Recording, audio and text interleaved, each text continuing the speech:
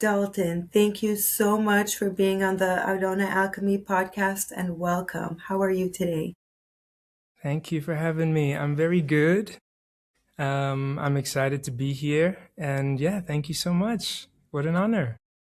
Amazing. I'm so excited for this conversation. We just spoke and I explained how the topic of mental health and spiritual health, energetic health has always been a very close to my heart topic. And having these conversations is extremely important to me and I think to our collective. Hmm, me So too. Dalton, you say that you have cured yourself of schizophrenia and of a psychosis 15 years ago, and now you offer the keys to liberation for others who are going through a similar journey. Can you take us back to the beginning, to childhood? What was it like in childhood? Did you have extrasensory experiences early on? What was your reality like growing up? Okay, my childhood was pretty good, pretty awesome. I was very blessed in the family I grew up in, and we pretty much had everything we could ever dream of. Um, and I was always the sensitive one. I was always a sensitive soul. I always felt like the black sheep, or like I like to say, the light sheep, the white. And yeah, I was in a city, Johannesburg, in South Africa, which I never really felt like I fitted in. I never felt like I resonated with the mentality there, or the sense of humor, the derogatory uh, banter, as one says. The more older I got, and the more sensitive I became, and more aware I became, it just felt less and less like home. And I guess there was a bit of a conflict with my father and I. We were very different, so that was a little bit troublesome for me. Simply, he wasn't able to give me what I needed as a sensitive soul, and and he did amazing in every other way, and the ways that he knew best. But yeah, there was that gap for me. There was like the father issue thing, and yeah, Yeah, yeah. amazing. And when you say sensitive to the people around you, what do you mean by that? I was very sensitive towards people's feelings. I always felt like I needed to be the bridge of understanding when there was miscommunication in the social circles or family, and I just wanted everyone to be friends and on the love level. And like I always Wow, had a that's problem with, beautiful. with conflict around me. Yeah. Okay, okay. Well, I could see why that might be difficult for a sensitive soul in an area of conflict to always want peace or, understanding. Yeah. Amazing. And then at what time did you feel that things shifted for you to, let's say, that dark place that you described, like the abyss, or that one might categorize as psychosis or schizophrenia? Yeah, so that happened in at about age 21, I believe. It was 2010, and I actually had a psychedelic experience, and it was wrong setting, wrong crowd, wrong situation, and there was a confusion, and I became. I don't like to use the word. I don't believe in the word victim, but I kind of fell victim to like mind games while Mm-hmm. being on LSD, which is a mind stimulant. So of course, a lot of Wow. damage can be done in those spaces, and Mm-hmm. yeah, That, it thank was. you for sharing that because that is really important. Think especially in, rave culture and people dabbling with psychedelics and everything. Maybe there's a bit of a lack of education to respect the drug and to be very careful the environment that you're in because of the potential harms. You are more susceptible to programming and to ideas in those states. So thank you for Yes. sharing that. Yeah. Welcome. Hmm. And what happened after that? So you had this experience on psychedelics. It was a bad trip to say the least. Yeah. Hmm.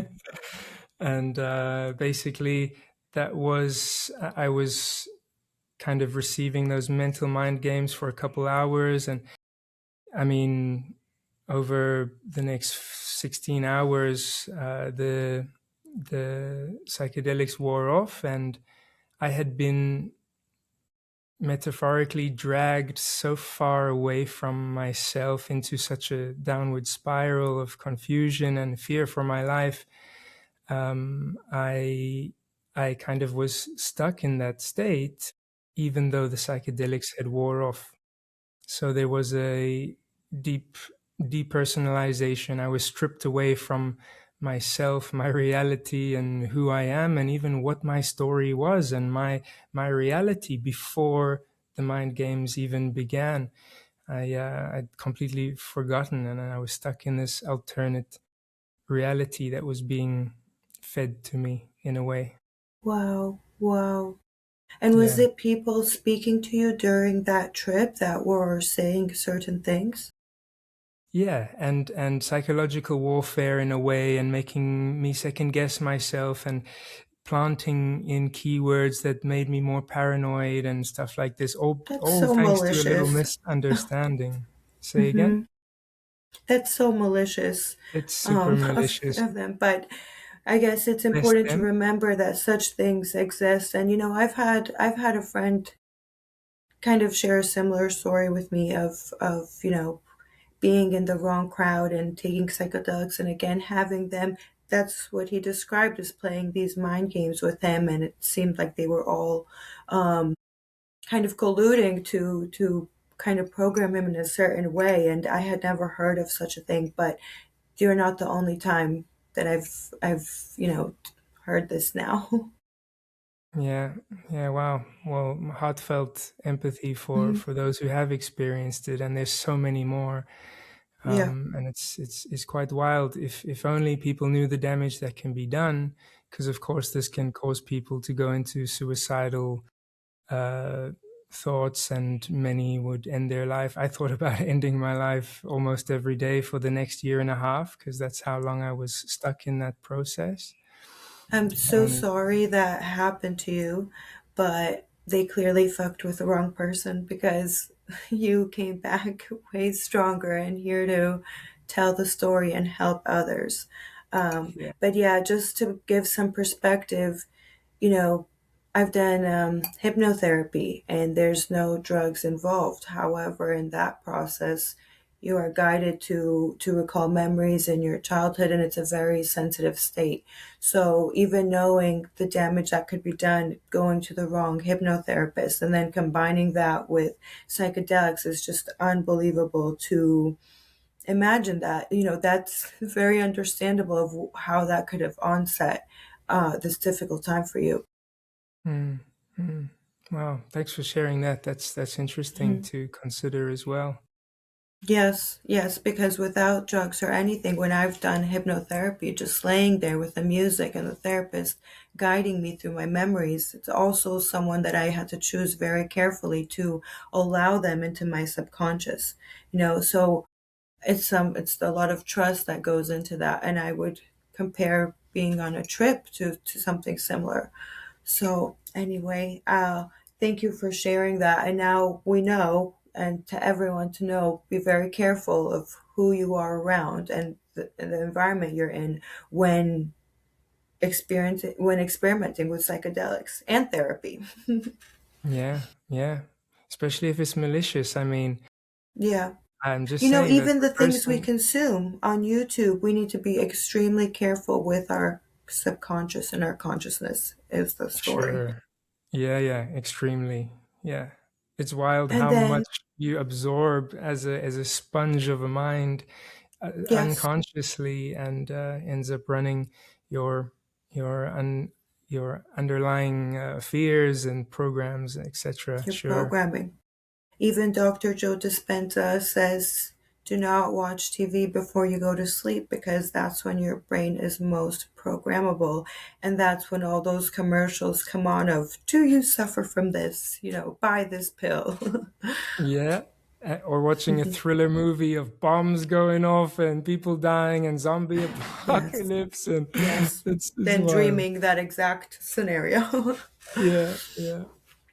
All right. So, Dalton, Interesting. now we understand how you kind of got in the state and a bit about your background. So, what did it feel like in the days and in the year to come of being in this state? What exactly does psychosis, or what is described as schizophrenia, feel like?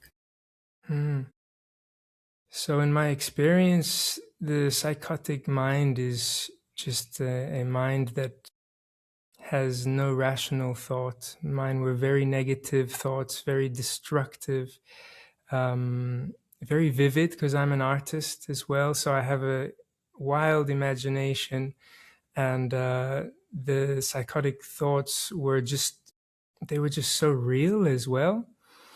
And they can be completely bonkers, but you're in it. And in that stage of my life, I was still very much programmed by society, thinking that my mind is me, and all that stuff that's happening, you're experiencing it as you. And this is Mm, the number one reason why people follow some of those psychotic thoughts and jump off the building or in front of a truck or take their life in other ways, because they believe they are their mind, and they're attached to that. So the psychotic that's so mind. powerful. That Mm, distinction that we are not our thoughts. I think that might be one of the most revolutionary discoveries that we've come up with in our lifetime. Right? That we are actually yeah, not our thoughts, and that we don't yeah, have to listen to them. yeah, totally. And that one actually came to me one of the evenings throughout that year and a half, as many of my keys of liberation, as I call them, because I had nothing to do at night but to roll around, pulling my hair out, hitting my head, telling the voices to shut up, and trying things that were inspired thought, I guess, from somewhere else, from Source and God. And these are, yeah, these things slowly unlocked my the cage I was in bit by bit.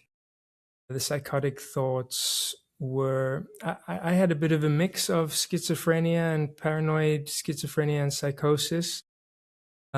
So that side of things, the voices in the head are different to the thoughts, right? So the psychotic thoughts are more of a thought process, and then the voices are more audio. And sometimes I had visuals that came with the audio as well, which these days I've done so much work in the healing world and energy work and entity removal and stuff like this. Now I'm like, okay, I get it. It was simple. It was just external interference from all these things that we're not used to seeing and sensing, that again I thought was somehow me and my mind and all these voices. Um, And can I ask, do the voices, are they audible in your own voice? Does it sound like you speaking to yourself, or does it feel like it's other people or entities speaking to you? I would say that that it wasn't my voice. No, no, it was also like sub audio as well. You hear it, Hmm. but you don't hear it.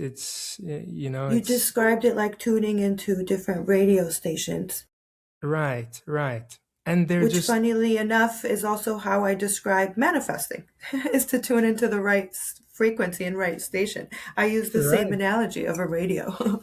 right, But and okay, how so it much. didn't sound like you speaking to yourself. It sounded like this interference coming in. Yes, yes. And some of them were scary voices. Some of them were, they were different. They all had different characters, I guess, and they were different beings, different entities of interference.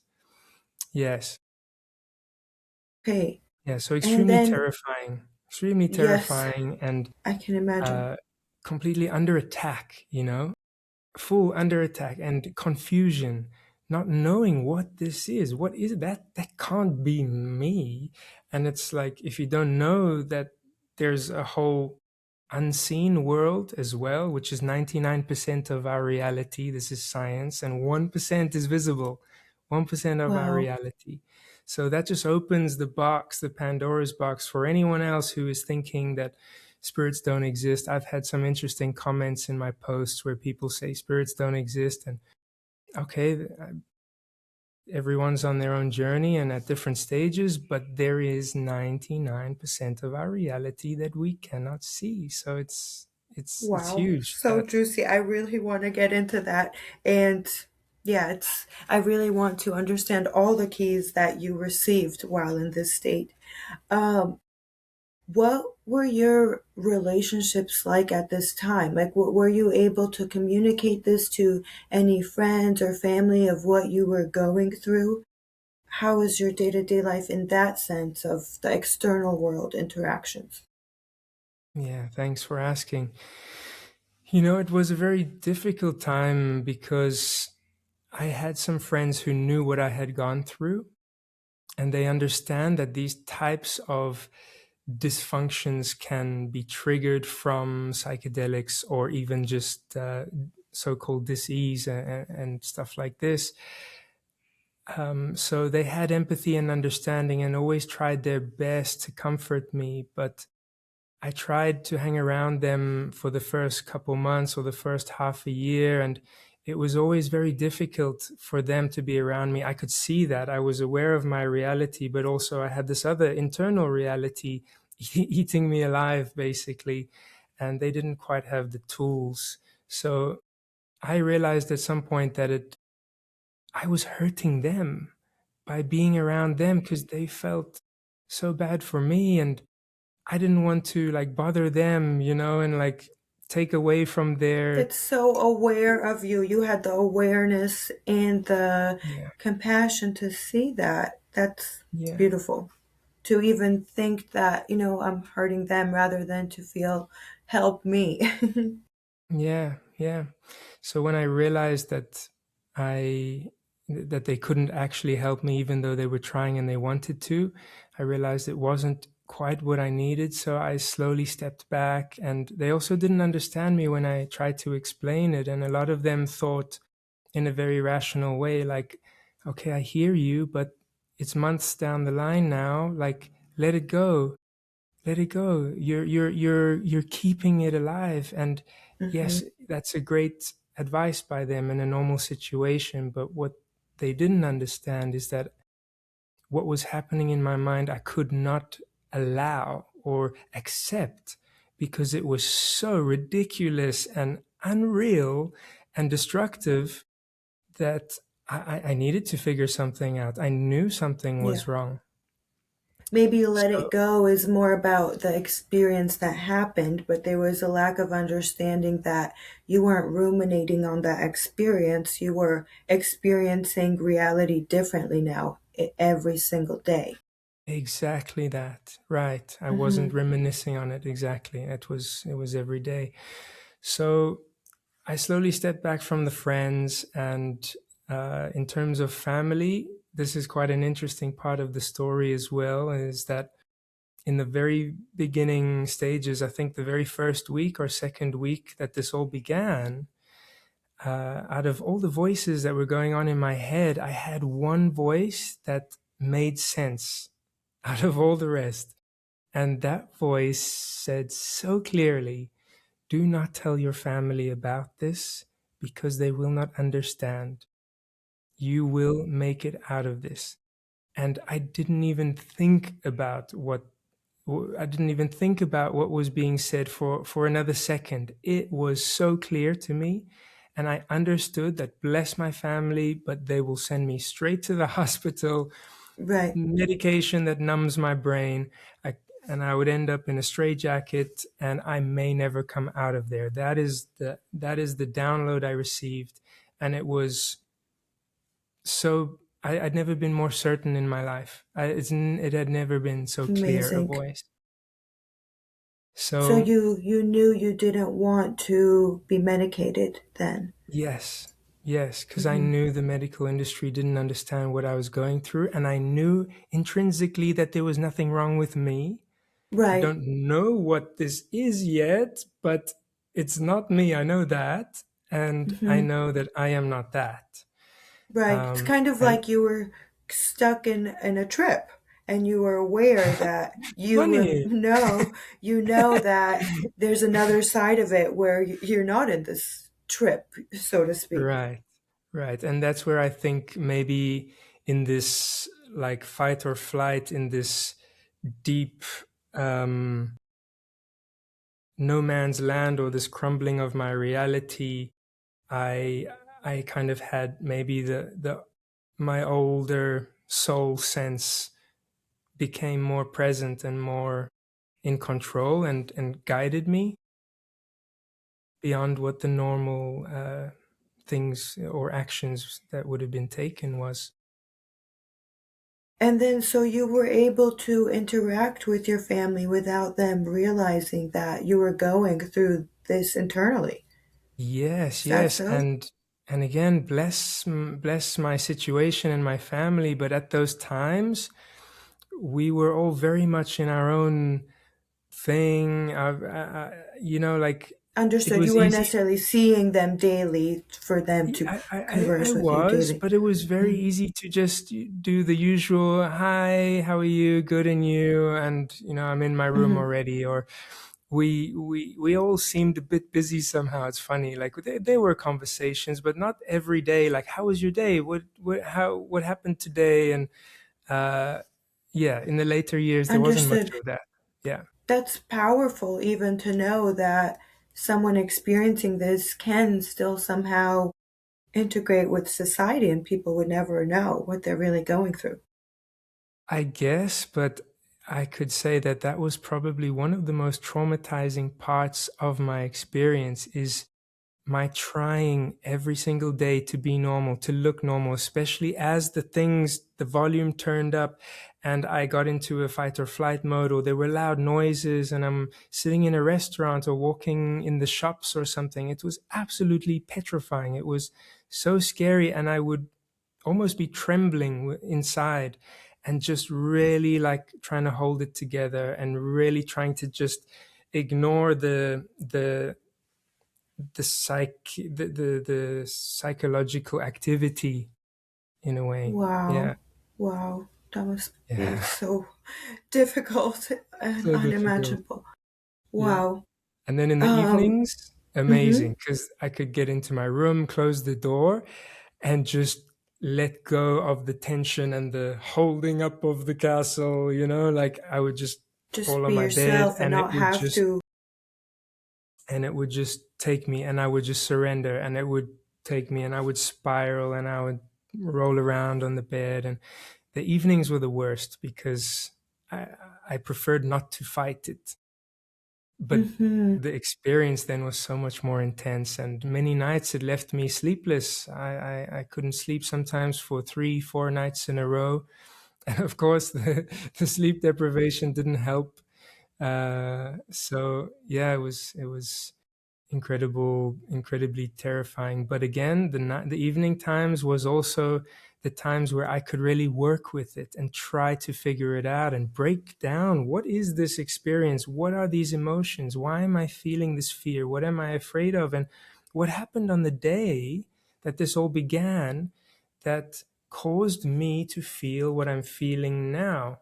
And this was one of the main keys that became my my saving grace, was reflecting and playing that weekend over again and again in my mind, and finding all those moments of trauma, and then just imagining that I'm speaking to myself in my ear in that time of that weekend.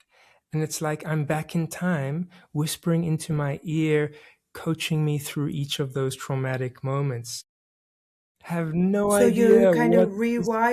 rewiring the Absolutely. experience.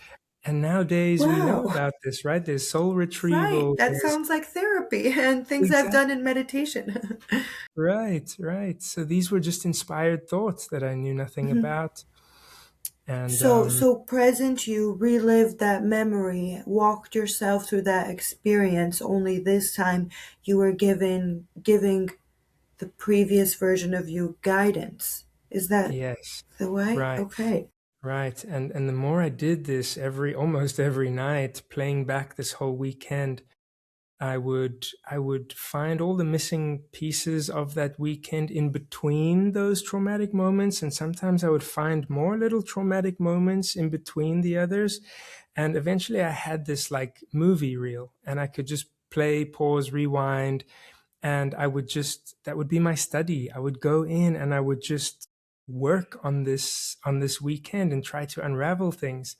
And I'll share something that was extremely precious to me in that time was, and still now, but was that every time I went and retrieved a part of my soul through this technique, I would feel this very tense mind that was always tense every day. I would feel this like crack, this little break in tension, and I would feel energy and goosebumps go throughout my body.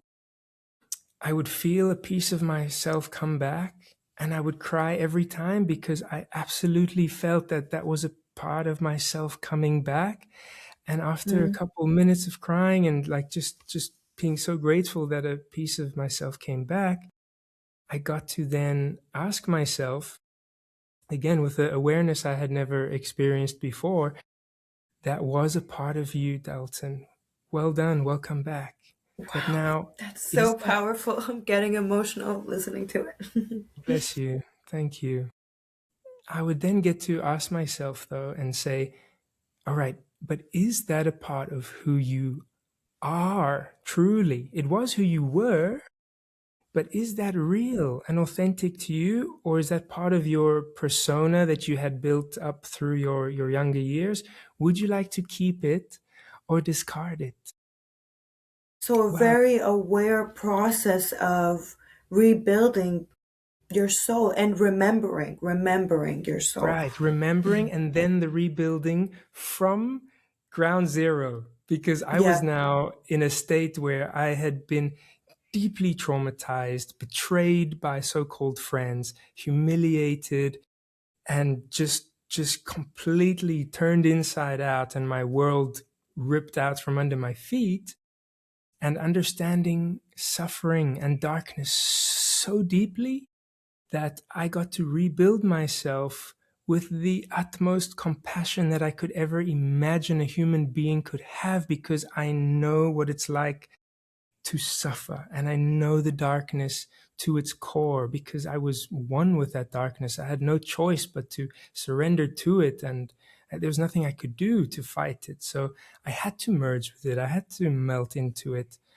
Mhm. And I got to build myself up as I would imagine the most perfect, sincere, caring, loving person could be. And of course, now I could never harm another person because I know the depth of trauma and how the smallest things can be the last straw for somebody. It Wow. gave me so much awareness, and I'm eternally grateful for that. That is so beautiful. Wow. Thank you for sharing that. For someone who may be in that situation, or rather, just my question is, I guess I can't ask you how did you know to go back and do that because that was a download, but what was it that, what kind of things were you saying to your previous self that were returning your soul back to you? So, someone who may be in this journey, like, what could they do? What kind of things did you say that activated this process? Yeah, great question. So, as you rightfully said, I don't know what gave me the idea, but source itself, I believe. Um, but going into the memory of when this all began and finding the, first of all, the emotions that don't feel good, that don't feel neutral or happy or loving, there's something out of place there. So these are the flags. Look for these moments that there is some kind of trauma or discomfort, and then go in there and imagine you're sitting down with someone else. Take yourself out of the suffering, because as we know as coaches, right? Easy to help other people, but when it comes to ourselves, often we forget everything we've learned. We're stuck in the Yes. process. So it was life changing, just that little outside perspective. And imagine you're guiding someone else through that situation. What would you say to them? And just receive those answers as your own answers. Huge. Amazing. Yeah. That is, I guess, the separation of we are not our thoughts. It's your awareness, leaving your body and becoming aware of both versions of you. Right, right. However, my main highlight of detaching from the sufferer came in a different way. It was a moment where I was just rolling around in bed again one evening, and probably a few days haven't slept, but just in terror and exhaustion. And I actually realized at one moment that the level of fear that I felt was so unreal and didn't make sense to my immediate environment. I realized that I am so petrified for my life, yet there's nothing around me that is actually there to harm me. And I asked myself, like, what the fuck are you afraid of? And it was That's like this such a good burst, one. this breaking point, this like when you've had enough, this pop. Hmm. The pressure got too much. And I just said, what the fuck are you afraid of? And I was looking around and I literally said, I laughed at myself. I was like, what the fuck are you afraid of? And I laughed as if I'm saying, you idiot, what are you afraid of? Hmm. Well, I think we all need to remember that sometimes because we all Right. get programmed for fear, even going to work as if, our fight or flight, as if we're in a cage with a lion, I say. And then we have to remember, wait a second, I'm not in the jungle, nothing, I'm not in immediate danger. I'm just stressed or I'm just, creating this situation. I think we all need to remember that sometimes and laugh at ourselves about how deep we get entrenched in fear. Yes, yes, amazing, amazing. And just breathe.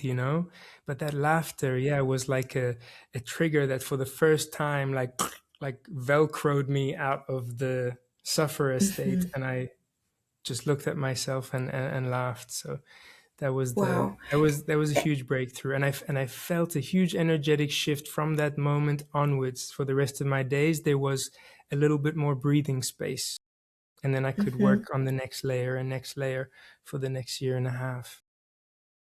There's so And many you other things. also There's so many other things, by the way, like if I may just say, I haven't shared this on any of, tell me everything.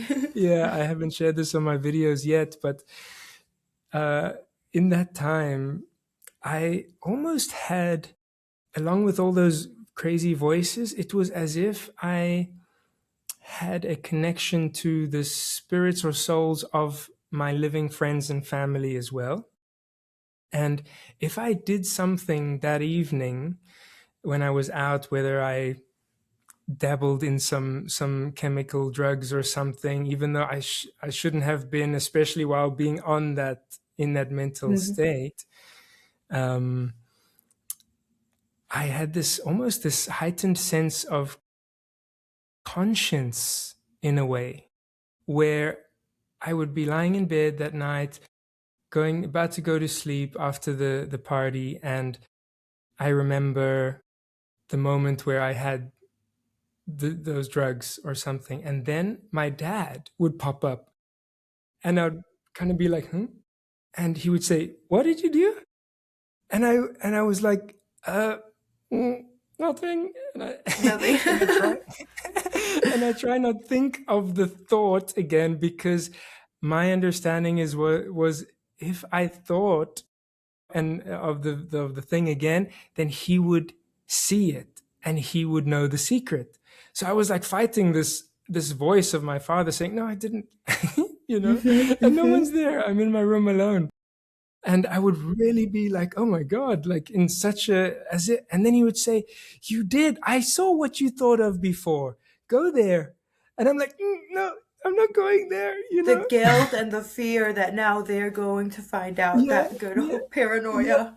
Yeah, and Yeah. that tension of trying not to think about it. If you say don't think of the pink elephant, you think of the pink They, elephant, oh right? my So gosh. it would be a few seconds, and then boom, the vision of me doing it again would be there, and he would say, "You little motherfucker, I knew it," and I would just go into this And terrible you felt that whirlwind. the more you thought about it, the more he might actually receive what is going on. Yeah, and the voice Interesting. would act as if he did, and I would then be going through this terrifying experience of him shouting at me. Oh my And I had gosh. experiences also with like a partner I was with at the time. I had gotten a number of another woman one night, and I got home in bed when was going to sleep, and I thought of me getting the number, and then and then the partner pops up. She's like, "Excuse me," and then I'm like, "Oh dear." Mm-mm.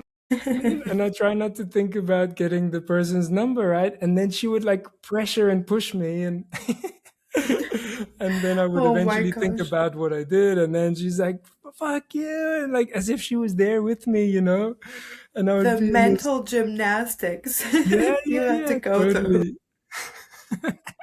Although, we all picture things, I guess we could say. We all, when we're on a train, we picture sometimes worst case scenario. We all have these Yeah. intrusive thoughts, if you will. Mm. But from what you describe, it seems that yours were extremely intense and realistic, and I guess the finding your way back is a bit more difficult. But it seems that a lot of the things you describe, a lot of people can relate to a certain point. It's just a heightened, way more heightened version of it. Sure, sure. I believe that we all experience different layers of this, and even non-destructive stuff like telepathy and people thinking to talk about its subject at the dinner table, but they picked up that idea from someone sitting at another table or on the other end of the table, and we don't realize how open we are. We've never been taught about psychic abilities, but we do have built-in antenna to pick up on so many things around us that we can't see. So we're all superheroes without actually all realizing it. I agree. I actually did an episode on telepathy, and I always use the quote, it's not supernatural, it's super natural. And so, Amazing. Yes. so let's dive into that. Of now, your perspective that this actually is a natural ability that perhaps a lot of people possess. So, can you talk us through what does the medical community say, to your knowledge? I know you're not a doctor, but what is your understanding of the medical approach, the conventional approach? And then what would you say is your take on it, energetically and spiritually, of what is going on in the state and the antenna that you mentioned? Yeah, amazing. So I would say, in my experience, what I discovered was that the medical industry is only, and seemingly, I could be wrong, but seemingly can only look on a biological level and a physical level, right? When again, we've said that that's only 1% of our reality is the visible and physical, but we have the metaphysical, which is so much more. And I, I believe that science and biology and the medical industry can hear what a psychotic person is going through feedback, and then they can say, all right, how would that be possible if the person, if a human being experienced that, what is going on in their mind? And they look for the physical imbalance or The chemical dysfunction. imbalance, the Right, physical, but right, tangible. Right. And they then give a hypothesis. Well, it makes sense that this would be going on in the human brain for that person to be experiencing what they say they're experiencing. Now, I've been speaking to a psychologist and a few others as well, and I'm learning many things. And what I've learned is that, the medical industry, of course, is, and I don't know how much I want to go into this, but it's a privately owned industry and it's a business, and we all know what business uh, runs Understood. on, right? It runs on We are at a business. time. I'm sorry to cut you off, but I just want to open the door to say that we are in a time where our collective and our society is questioning everything that we were taught. And that includes what we were taught about what's healthy. Every day now we see different chemicals that are all around us that are carcinogens. And every day there's also new breakthroughs, even in science. Sometimes the scientific community is catching up to be able to prove through the scientific method what people are already experiencing in their reality. And yes, there is discernment and sometimes external forces that drive the data that we see. So that's another reason why these conversations are so important. It is your lived experience. And, to anyone watching, it's not to say to ignore the medical community. There's many advancements. I go to the doctors. I go down that road. It is to say that there's other tools available to you and use your discernment and sovereignty to determine what's best for you in your journey. Yes, amazing. And I'm all Hmm. about that. This journey has really brought me into my sovereignty and has given me back control over my life. And that's what I'm all about to share with people now, and to empower people and give them back their sovereignty in a world that took it away. And part of that journey, coming back into your sovereignty, is to learn about everything else you either were not taught, or that's been held back from you, or that you simply just don't know yet, when there is Hmm. so much that we don't know. So, in order to reclaim your sovereignty, if that's something that you want, you're going to have to learn about more things. You can't just, if you choose a path of ascension and evolution, or metaphorically, you want to go and swim out there in the deep end of the ocean, you're going to have to learn how to swim, first of all. You're going to need to know what you might come across out there. And those things are going to be things that you haven't known before because you've never been out there. And Right. our souls choose this. So I believe it's available for everyone.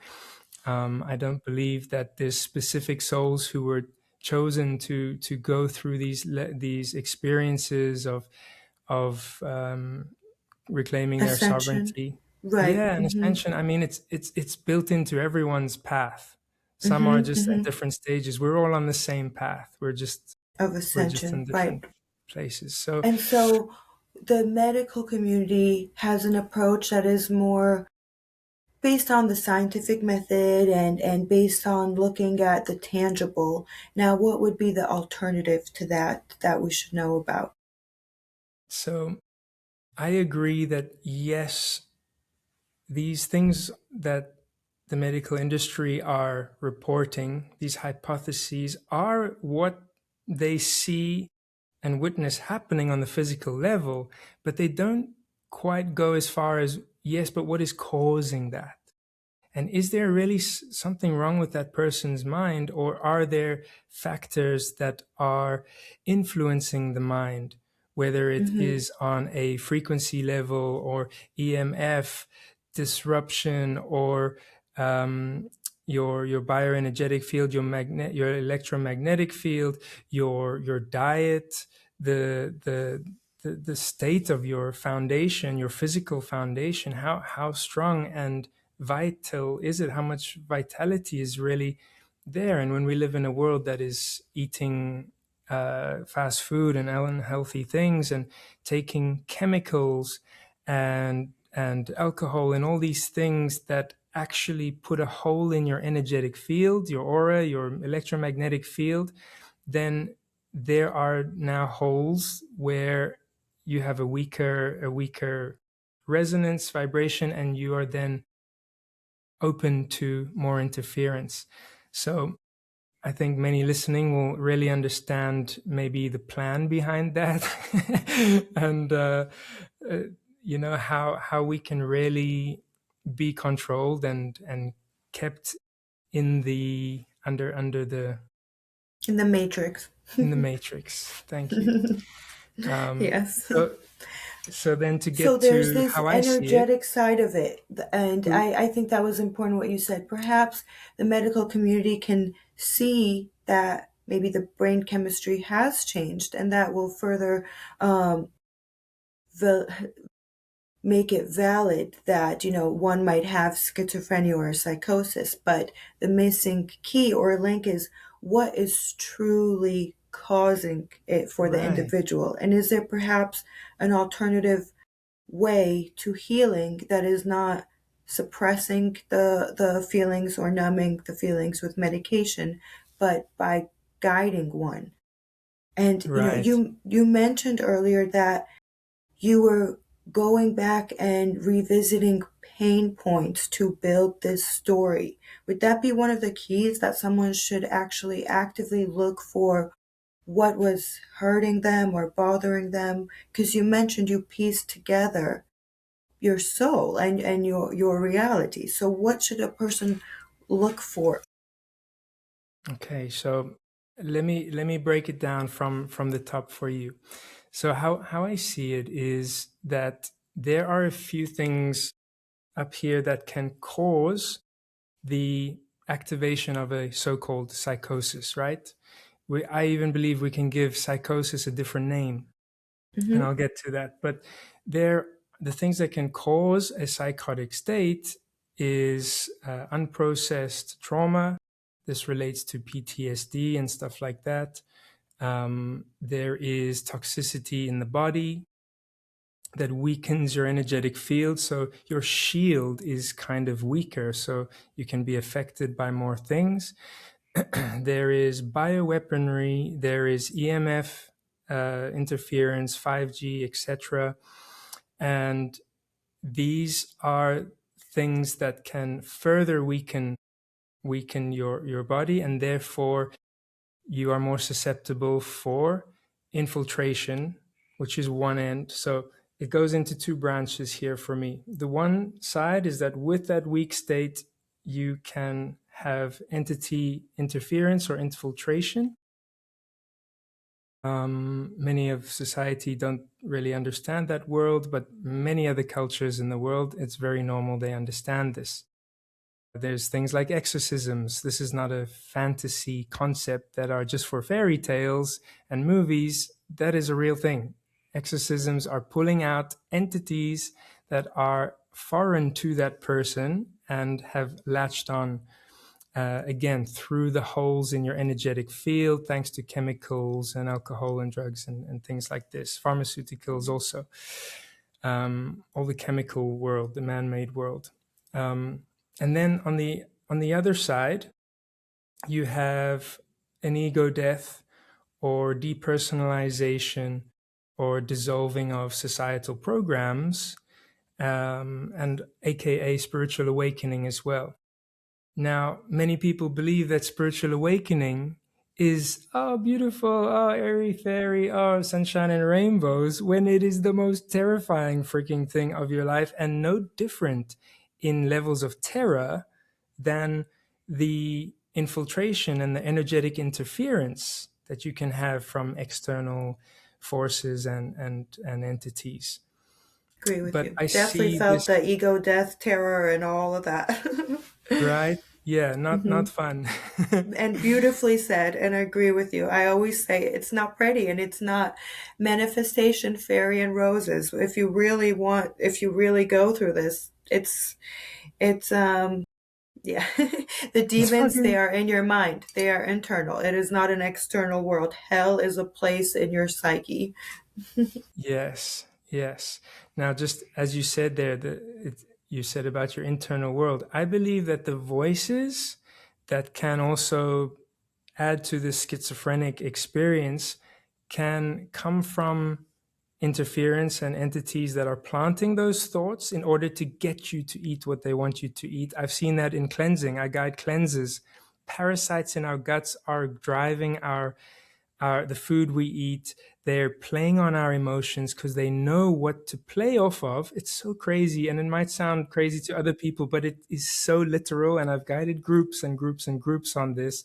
But they play off your traumas to get you to eat what they want you to eat. And if you're going to do a cleanse to clear the parasites out, you're going to have so much more activity in your head, especially if you have a lot of them. And they're going to try guide you away from that the best they can. Because if they're connected to your mind through the second brain, which is the gut, and Hmm. they are giving you ideas to eat what they want, then they absolutely can hear your ideas too, and therefore they act out. It's really wild. Hmm. So, uh, where was I going with that? So, the voices can be, let's say, entities and interference, as well as voices from trauma. Hmm. So, it is important to go back to the trauma because they are open windows in your energy field. Hmm. And then what, after working with entities and the energy world and stuff like this, I learned that certain entities and negative demonics, etc., they vibrate at a low vibration, right? So our traumas and our pain and our suffering is also low vibrational. So your traumas are open windows for entity infiltration through resonance.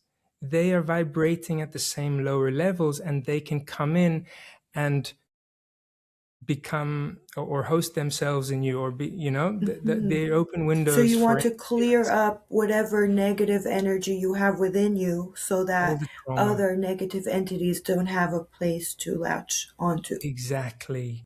Exactly. Yeah.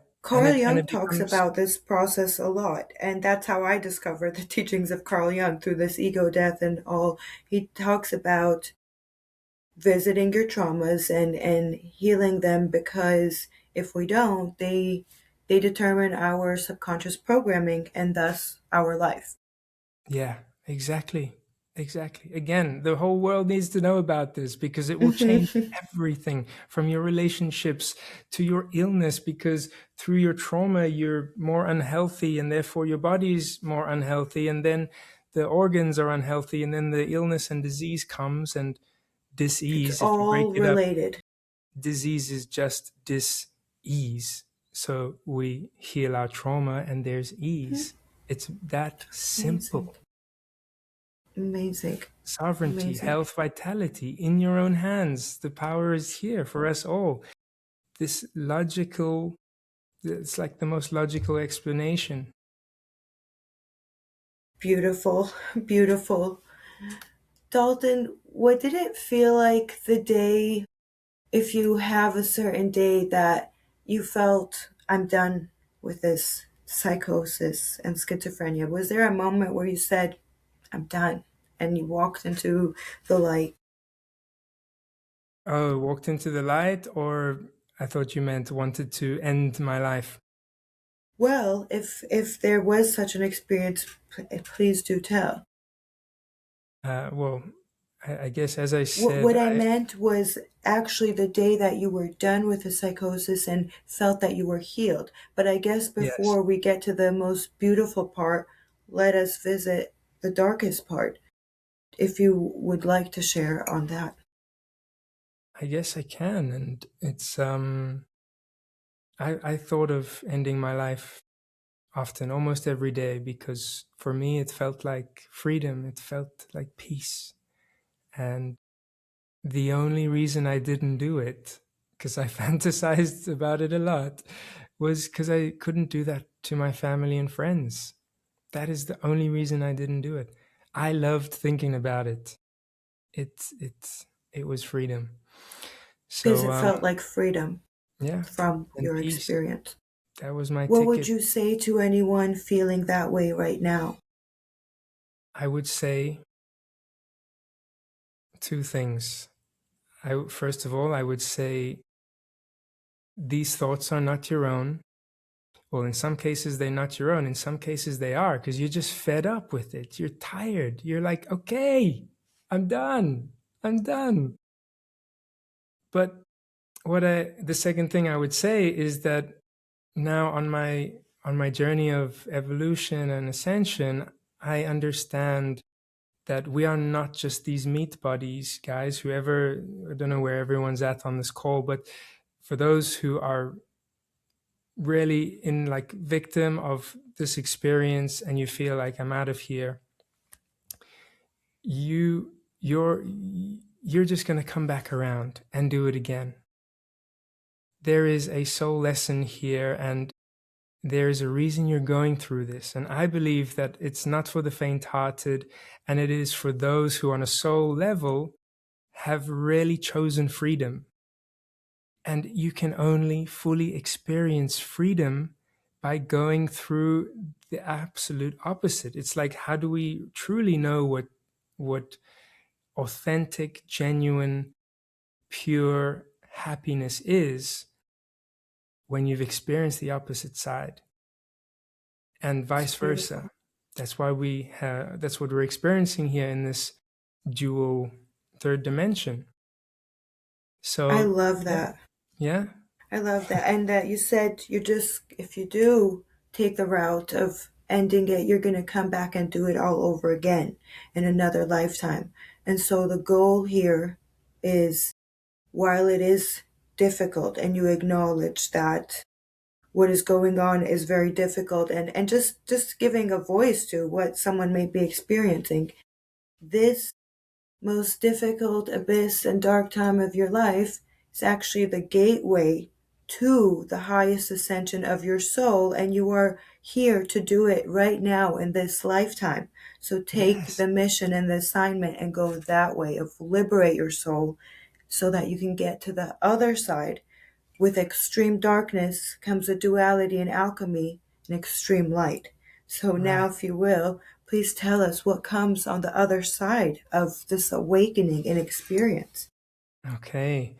So yeah, I journeyed to what I call like the deepest, darkest uh, abyss, like the bottom of the ocean, you know, and and I dwelled there, and I rolled around in there for nights upon nights and weeks and months, etc. And one of my greatest experiences, and if not the greatest experience of my life, was in this darkness where I was just engulfed in all of this suffering. There was this realization that it's so unreal, it's so ridiculously unreal that I I needed to go inward because outward was not real. I knew somehow that there was something inside of me that was eternal, that was unchanging. And so I went inside and went deeper and deeper and deeper over a couple, I don't know, days or weeks. And there was a moment where I got to it. I found that one thing that I could feel was real. And when I found that, it wasn't just what was real inside of me, but it was the same real thing that is in every other being. And that was my liberation. That was the, you know, coming up for water and just Hmm. breathing and feeling that connection to self, because through your heart, you connect directly to God. Wow. And that's what I want to ask first.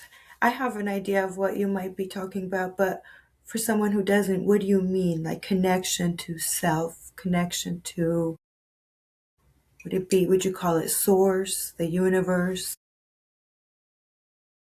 I would say that the thing that feels real in you, the thing that is aware that you are looking through your eyes right now, the thing that is aware that you can feel the breath moving through your mouth or your nose, the awareness, the consciousness itself is it. And it Yeah. takes a while to when you're in that space of nothingness and terror, and you're potentially connecting with it and staring at it. It takes a while before you realize, oh, okay, that's that's Eureka. it. Yeah, and I think there's a saying by Rumi, I believe.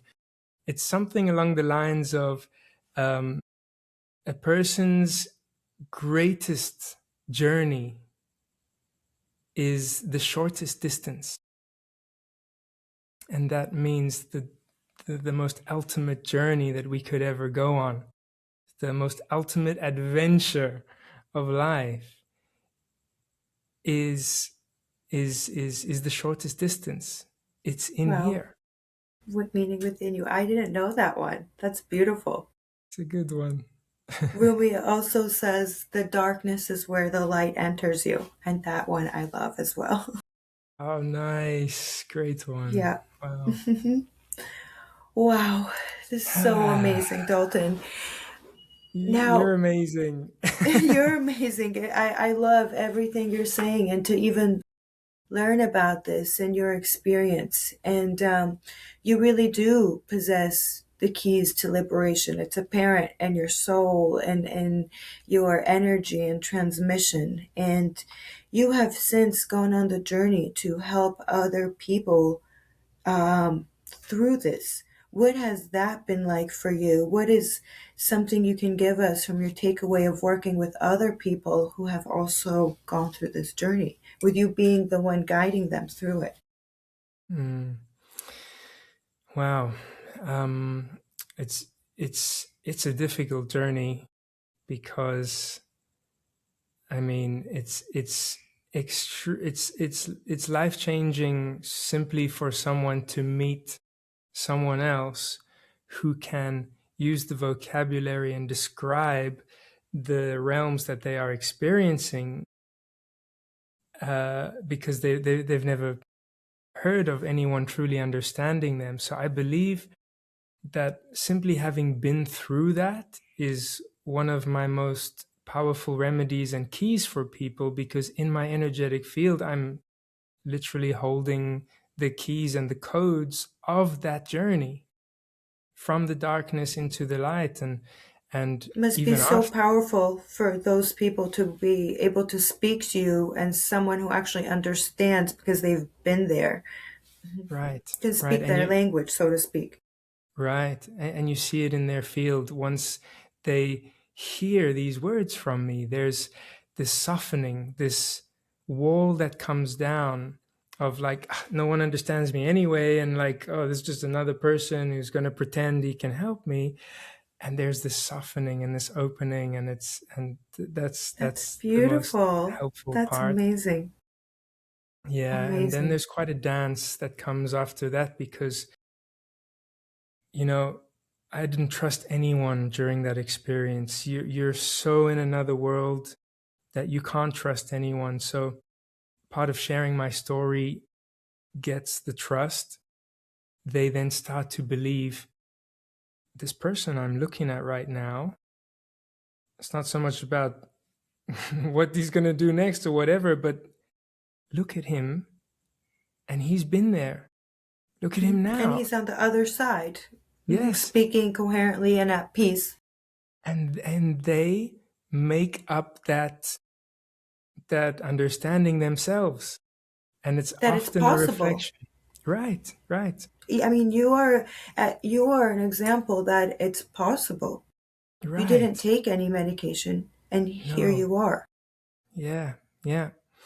So that's another layer of it, is I have to now very much so support and encourage whatever they need, whether it's medication and all that other stuff. Please do what you need to do, Hmm. but please open up to taking on some practices and some exercises and things and guidance and being in my field, being in my energy, because you will download the codes through being in my energy field. And slowly that starts to loosen the hard shell that I would say keeps them locked in that mental state. Um, so also the grounding and stuff like that, very basic stuff that again the What medical does world doesn't. grounding mean? Grounding would be grounding into the body, connecting with the earth, because your experience is so up here in that state, right? So it's really bringing them out of there and into the body. So breath work is another tool I use, grounding on the earth, and then using and introducing energy practices to help balance their energetic field on many layers and levels of their being, actually, which itself will start to help amplify their first cleanse their field of anything that is not organic of their own soul and energy field, then strengthening and cultivating their energy field and building that up, and then protecting their energy field from any more external interference if they still have open doors of trauma and stuff like that. That is probably the Amazing. most important thing out of all, because again, we're taught about physical hygiene growing up and we brush our teeth every day, a few times a day, but yet energetic hygiene is so much more important than the physical hygiene, because that is a level of your soul, your mental, your beingness can be affected by energy, especially external energies. That should be our main priority in terms of Such a hygiene. good way to put it. We never even think of that. Being Right. mindful of who we hang out with, where we are, and even what we Yeah. think. Yeah. And the more Spiritual, mental hygiene. yeah, exactly. Just going through the city, you get home from that, the more you're aware, the more you've done these practices, the more you begin to feel like, okay, wow, I can actually feel the disruptive or distortion energy that I picked up from the city. I must have not been aware, or I didn't cleanse or protect myself, and you can then cleanse it and clear it. That is, I believe, the most important of all, because everything is energy in this life. Everything is first energetic before it even gets to the physical, which was the 1%, right? So that already can balance and clear everything that I believe interferes. You can protect yourself from bioweaponry, EMF, 5G entities, and you can help bring your energetic field and immune system into a stronger state through proper energetic practices as well. So I guess that's why they didn't teach it to us. Yes. Yes.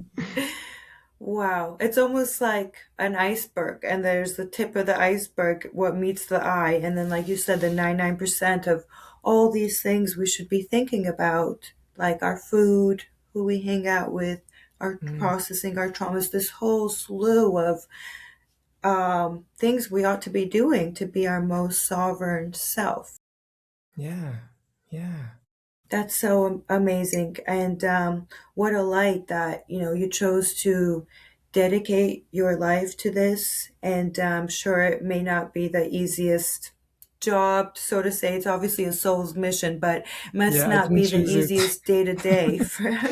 Well, Yeah, you did choose to do this and go back and help people, true, right? To true. make that, you could have just gone on to do something else with your life, but to immerse yourself in these experiences continuously so that other people can be liberated is amazing. Actually, on that level, I would say there's no choice there. Like there is nothing else I can imagine doing after being through that. Like, like the full, like the worst experience I could ever imagine. Even imagine with my creative mind, I can't Hmm. imagine anything more terrifying and dark as that. And once you've been through there, it's like there's nothing left to do but to serve humanity. Like there's nothing more important. There's nothing as rewarding. There's nothing, it's like everything else is boring. That's so beautiful. But on a Yes. higher level, you're right. I did kind of choose it as a soul to come here in this time and help raise the frequency. And I believe that's also why I had that experience, because it was part of my contract and the work that I'm meant to do here, which again does come naturally now. I can't imagine it any other way. That's so beautiful. Dalton, is there anything else that you want to share that may want to come through for anyone out there listening about your experience, about this journey? I'll start with, and maybe we've touched on it already, that if you are going through any kind of darkness whatsoever, I am literal proof that it is possible. And I know in my heart of hearts that no matter what you feel, no matter if you can't see a way out and you are like I was in that depth of that darkness and there is no exit and it is just tearing you up from the inside out and l- taking your life, for example, sounds like the best idea you've ever had in your life, you can make it out of this. Anything, anything, no matter what people tell you or the medical industry tells you, any single thing can be unraveled. Anything. There are autoimmune diseases, which are biological dysfunctions, like your wiring is literally messed up. Even that is being undone. And I've seen that. I've witnessed it. There are tools, there are practices, there are all kinds of things. And yes, you're not going to hear that in many other places, but trust my word and feel it in your heart, feel it in your soul, and look into my eyes. You can make it through anything. I promise you. And ask for help. Dalton, wow, thank you so much. I felt that in my soul and believe it to be true. Absolutely. Thank you so much. I'm such a softie, but how can you not be moved by your beautiful energy and your experience? I'm so grateful that you came on, and not just onto my podcast, but that you came online and chose to share this story and do your life's work and be this amazing wave of positivity and a beacon to guide people into the new earth, to ascension, to higher levels of consciousness, to peace and sovereignty. So thank you so much for doing what you do and for being here today. Thank you so Thank you. much.